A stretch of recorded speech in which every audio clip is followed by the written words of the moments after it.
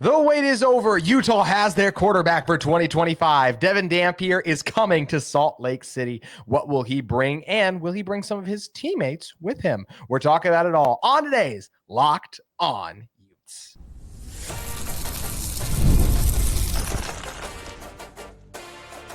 You are Locked On Utes, your daily podcast on the Utah Utes. Part of the Locked On Podcast Network, your team every day. Hello, everyone, and thank you for making Locked On Utes your first listen and view of the day. We are part of the Locked On Podcast Network, available wherever you get your podcasts, as well as on YouTube. If it's your first time listening to our show, make sure you like and subscribe. Love interact with all of you in the YouTube comments, as well as on social media. We can follow our show at Locked On Utes on X. Today's episode of Locked On Utes is brought to you by Game Time. Download the Game Time app, create an account, and use code LOCKEDONCollege, all caps, no spaces, for $20 off your first purchase. My name is JT Wistrcill, former intern inside the University of Utah Athletic Department. Excited to be joined on today's show by the Deseret News' Ryan McDonald. And Ryan, Utah got a quarterback, and I couldn't be more excited because this guy is the definition, Devin Dampier, of an electric player. He led the fourth best offense in the country last year. Jason Beck, Utah's new offensive coordinator, it was his quarterback, Dampier was, so we already know they have a strong connection there. He was sixth nationally in total offense at 327.8 yards per game. And to put that in perspective, West Coast CFB tweeted out on X, Shedeur Sanders was seventh. So he had more total yards on offense than Shedeur Sanders. Does that mean he's better than Shedeur? No, but he's incredibly dynamic. When you look at what he did from a passing and rushing standpoint last year, he really stands alone in that regard too. So an incredibly dynamic dual threat quarterback that is going to make Utah's offense, honestly, I think, fun. And it has not been fun the last couple of years to watch Utah's offense. No, and there's a lot to unpack with it. First, there is the Jason Beck angle, and I think as soon as it happened, I think this in a way has been kind of the worst kept secret over the past however many days, since the coaching staff, shout out Bronco Mendenhall, leaving, so that maybe Dampier would have entered the portal anyway. He might have, just given where that he's a P4 quarterback, I think, and there is going to be that question of is he going to be able to translate to the P4 level?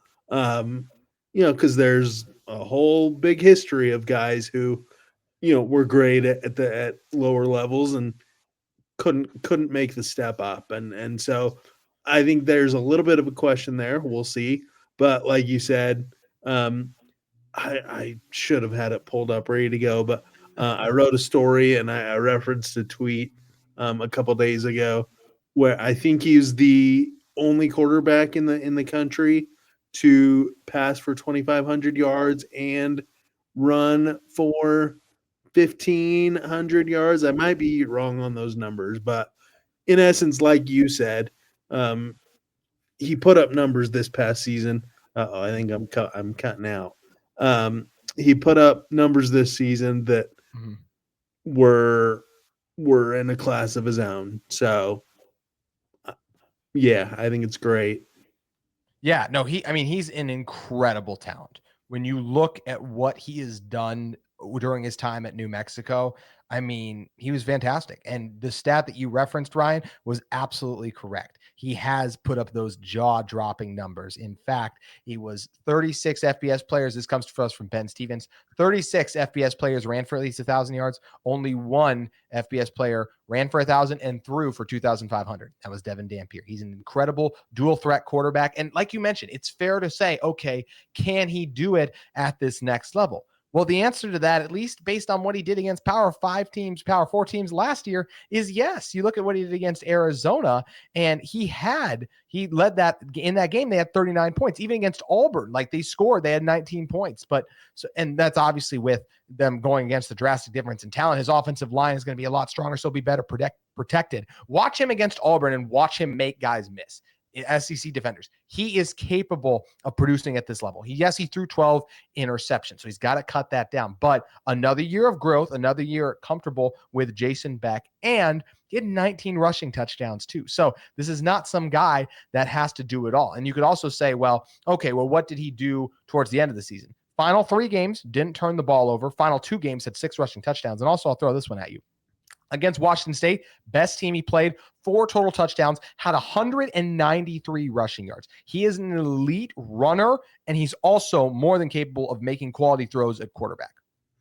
Yeah. Shout out Ben Stevens. That is the guy. As soon as you said his name, I was like, yeah, that's the guy whose stat I referenced. To me, I think the fact that he is coming with Jason Beck is huge. I think a lot of times in the portal era, you get guys who you don't have any real familiarity with other than scouting them like you would a high school recruit. Say, like, yeah, you're scouting them and you hope that you have a good scouting eye, but you don't know. You don't know for sure until the guys get on campus and you start working with them how exactly things are going to pan out. I think the fact that he's coming with Jason Beck is huge. I think it just gives a level of reassurance to me and hopefully to fans that he's gonna be good. Mm-hmm.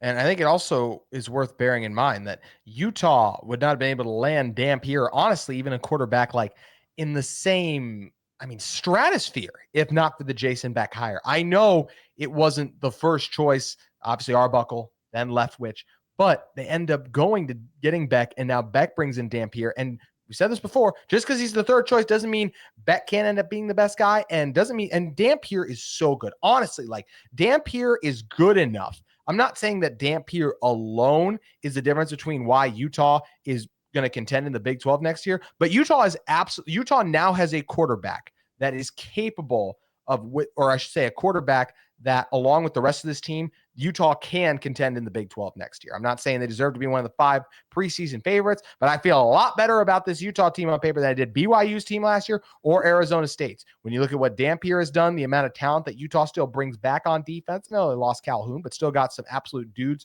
on both sides of the ball. This could be the first domino in what could be continuing to add recruits and talent that leads to Utah contending in the Big 12 next year. And getting the quarterback spot was paramount. Beck and Utah have been able to do that, Ryan. Yep. Yeah, you brought up, I'll put it this way.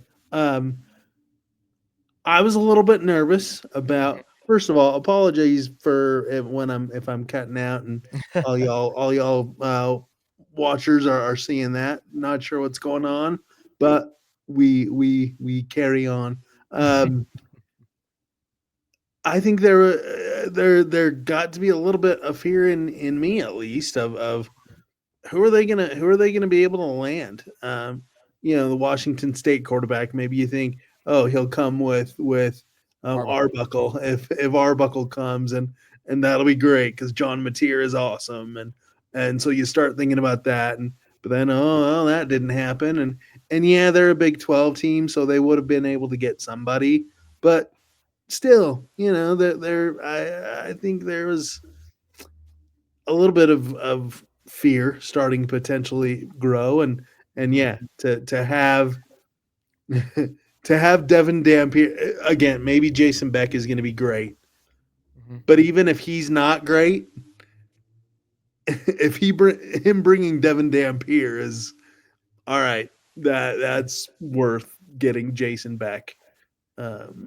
Yeah. It absolutely is.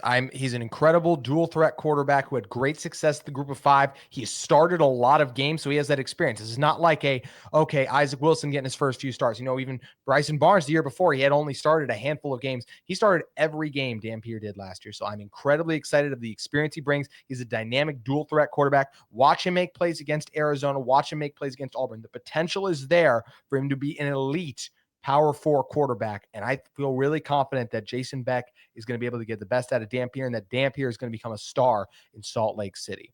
But he might not be the only one from the New Mexico offense. Let's talk about some of the other Lobos who are in the transfer portal that could be joining Devin Dampier in Salt Lake City. And we'll be discussing that in one moment.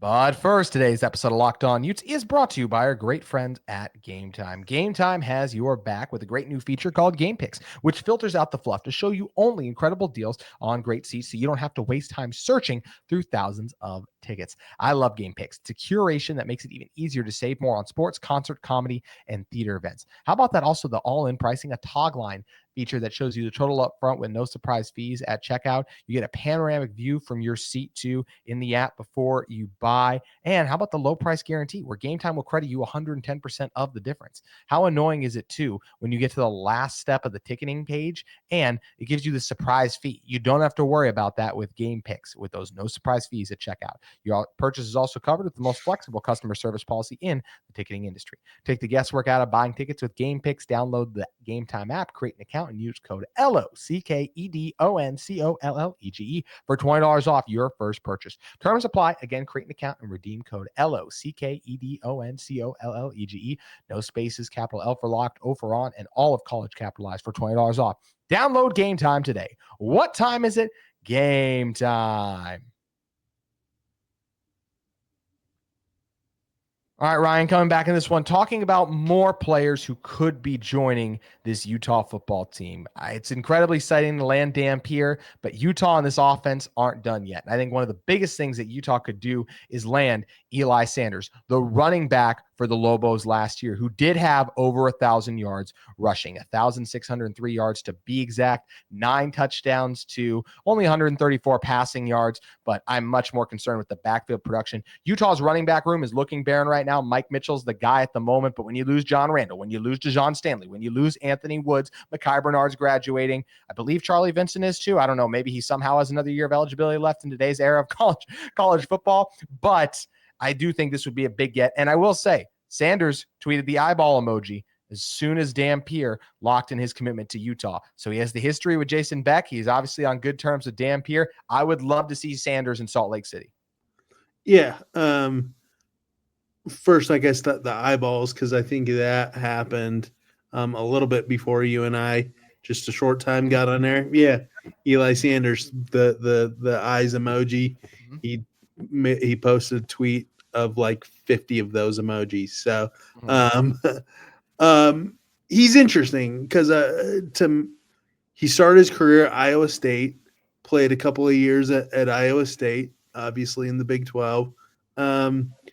Didn't produce a whole lot, and so he went to New Mexico and just exploded this season. And so there again, to me, is a question of can he translate to the Big 12 again?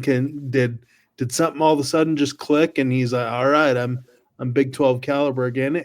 It seems like that because he's getting offers from a whole lot of places. And so even with the New Mexico connections, I'm wondering and I'm questioning if Utah's still going to have to work for him. Maybe not. Maybe it's kind of all right, Jason Beck's going to Utah. Devin Dampier's going to Utah. I'll go to Utah as well. Maybe it's a kind of a shoe-in done deal, but yeah, he obviously had a great season at New Mexico and was their bell cow, was their big time rusher. So Utah, on some level at this point, Utah needs bodies, and so on some level, it's like, yeah, he's as good as anyone out there. And even if he's not a number one guy in the Big 12, they need people. That sounds pessimistic maybe, but he certainly produced last season. And so I guess what I'm trying to say is at the very least, he's a guy that has produced in the past. And so you might as well bring him in and see if he can produce again. Michigan State, Arkansas, Virginia Tech, just a handful of the teams that have already offered Sanders. So obviously those programs believe that he can produce at the group of 5 level or power 5 level after what he did at the group of 5 level last year. Be interesting to see if Utah can get in on the war for Sanders. Speaking of just the transfer portal and guys though, and also just former Lobos, it doesn't just start with Sanders, who had 1,000 yards rushing. Dampier was the team's leading rusher though last year. Dampier averaged 7.5 yards per carry. I just don't know how you can't turn this guy's tape on and not be incredibly fired up to have what I think is a chance to be a star under center in Salt Lake City. But not just him. You also got his receivers last year who are also in the portal. Luke Wysong and Ryan Davies. Wysong, 840 yards. Davies, 747 yards. I think Utah should absolutely be in on both of these guys. Both of them were produced at the group of 5 level. Both of them were part of the 4th best offense in the country. They have a reliable connection with Dampier. And when you're talking about Utah receivers right now, Tayshawn Lyons has not entered the portal yet. So you still get Tayshawn Lyons, Darren Zipper, and obviously Zacharias Williams with what he did in the final game. That is a lot of potential, not a lot of proven, because you can't overreact to one game with Williams, and Zipper had moments, but they were limited. Wysong is a guy who's coming off over 700 yards, and so is Davies. So that would give Utah some guys who have proven they can succeed on a college football field. And I would like that mix. I don't think it would be, oh, let's add these 2 guys and then we're done. Keep looking for receivers. But this would be a really nice start to land either one of those 2 receivers and give Dampier a familiar face in the passing game to throw to. Yep. I think that familiarity is a big thing. Just, hey, we did this last season. Let's go. Let's do it again. And with Luke Wysong in particular, I remember last year when Bronco got hired. It was a big deal. Luke Wysong is from New Mexico. His brother played at New Mexico. He has multiple family members. I can't remember exactly off the top of my head, but he's got multiple family members who played either football, or I think he had an aunt who played basketball at New Mexico. So he comes from a long line of Lobos. And I remember when Bronco got hired, it was a big deal when they retained Wysong, when he decided not to go in the portal and decided to play under Bronco last year. And so he's really good. I know he's really good. And the fact that he decided, all right, I'm gonna try and enter the portal this time around with the coaching change, I think is interesting. And yeah, I think you bring up a point in terms of, again, kind of going back to that the idea of bodies. Bring in as much talent and as much production as you can, and then let guys fight for it. If Tayshawn Lyons if he can beat out Luke Wysong to be, the number 1 guy, great. If Luke Wysong ends up being the number 1 guy, great.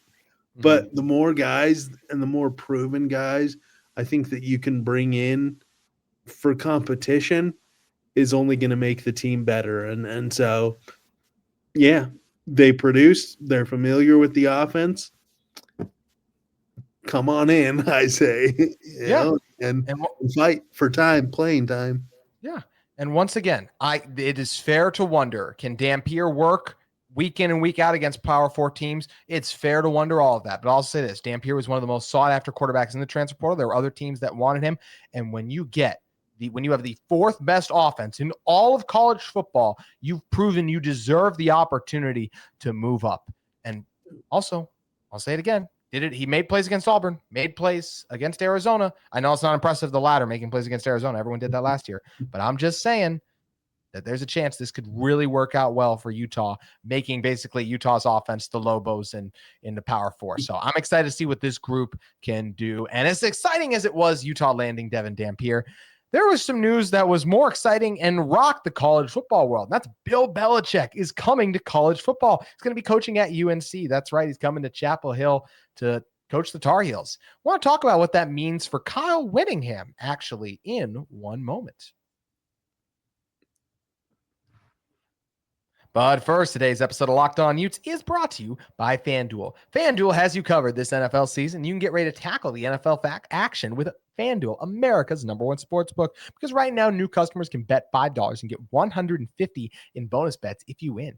FanDuel Sportsbook app gives you everything you need to place live bets on the NFL all in one place. When you get a hunch in the middle of the game, you can check out the latest stats, view live play-by-play, and so much more on the same page where you place your bets. Just visit FanDuel.com to join today. You'll get started with $150 in bonus bets if you win your first $5 bet. That's FanDuel.com. Never waste a hunch and make every moment with FanDuel, an official sportsbook partner of the NFL. Speaking of the NFL, Bill Belichick's former team will be in action this weekend. You can check out their odds at FanDuel, and there's so many other great NFL games on. I can't wait to see the Lions and Bills face off on Monday Night Football. Of course, I got my eye on my Vikings taking on the Chicago Bears. It's going to be another awesome week of NFL action. We got Army, Navy. How about the NBA continuing to deliver with the NBA, the Commissioner's Cup? Also got the NHL, Utah Hockey Club in action, and bowl season right around the corner, including the exciting introduction of the college football playoff. Can't wait to see how it all plays out. And if you want to get in on the action, once again, you can head over to FanDuel Sportsbook today. Bill Belichick is coaching in college football. Kyle Whittingham's peer as a college coach is Bill Belichick. I am shocked, to say the least. It is wild. Bill Belichick is a heck of a head coach, so I'm very curious to see what he's going to do at North Carolina. I think how this relates to Utah, though, Ryan, I do want to get your reaction just to the hire, too, because I think it is that noteworthy and ground shaking just when you hire the greatest NFL coach, for my money, of all time to coach your college team.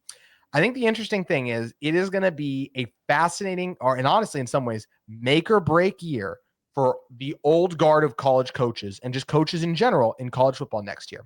Mike Gundy barely kept his job. Kyle Whittingham was never on the hot seat, but look, there's some frustration, obviously, with how things went down at Utah. If Utah disappoints once again, we'll see what happens here. Also, Kirk Ferentz at Iowa, longest tenured coach in the sport. Disappointing year. Iowa didn't reach their goals and wasn't their normal self. They weren't ranked.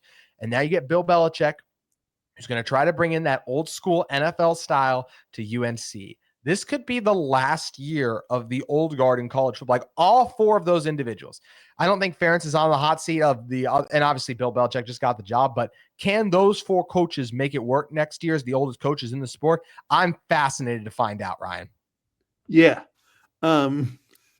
It's wild, the fact that he's doing it in the first place. I mean, we've been hearing the reports for the past couple of days, and so that it was trending toward happening, and so it's not a complete, I think we've had a couple of days to be like, to get used to the idea a little bit, but yeah, now the fact that it's official, it's just like, my goodness, this is wild. But to your point about some of the older coaches, I think it's a really good point. We'll see. You've got. I think you've got kind of the younger the Kenny Dillinghams. That ilk of coach who is very different from the Kyle Whittingham. I mean, Kyle Whittingham and Kenny Dillingham, I don't think could be. I'd watch that buddy cop movie. I don't think they could be much different. They're much different personalities, and not the age is everything as it relates to why personalities are different and whatnot. But yeah, I think your point is well taken, that some of these older guys are falling on tricky times as the sport is changing, and some of these younger guys are.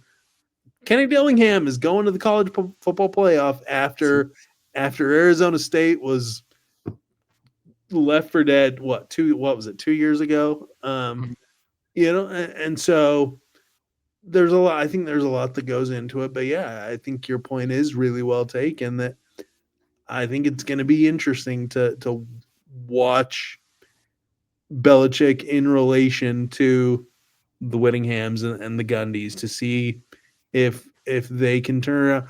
Obviously, Belichick is going to have the name recognition. So it might not be fair to compare him with Kyle Whittingham, with Mike Gundy, with Kirk Ferentz, just given his name recognition and everything that he's done.